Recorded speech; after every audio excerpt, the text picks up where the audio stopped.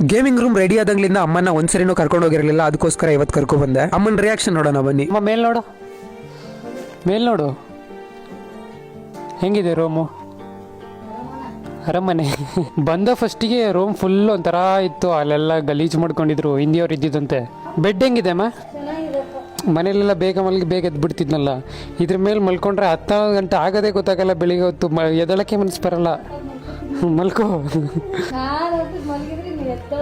ಇನ್ನೊಂದು ಸ್ವಲ್ಪ ದಿವಸ ಸ್ವಲ್ಪ ಕಷ್ಟಪಟ್ಟು ಯೂಟ್ಯೂಬ್ ಮಾಡ್ಕೊಂಡು ಹೋದ್ರೆ ಲೈವ್ ಅಂತ ಡೈಲಿ ಗೇಮ್ ಮಾಡ್ಕೊಂಡು ಅದೇ ಮೊಬೈಲ್ ಆಡ್ತಿದ್ನಲ್ಲ, ಹಂಗೆ ಇದ್ರಲ್ಲಿ ಆಟಾಡ್ಕೊಂಡು ಲೈವ್ ಅಂತ ಹೇಳ್ತೀವಿ. ಸೊ ಅದನ್ನ ಮಾಡಿದ್ರೆ ಅದ್ರಲ್ಲಿ ದುಡ್ಡು ಬರ್ತದೆ. ಅದ್ರಲ್ಲಿ ಇನ್ನೇನಾದ್ರೂ ಮುಂದೆ ಸ್ವಂತ ಮನೆಗಿನೇ ಮಾಡ್ಕೋಬೋದು. ಈಗ ಇದನ್ನೇ ನಂಬ್ಕೊಂಡಿರೋದು, ನೋಡೋಣ ಏನಾಗುತ್ತಂತ.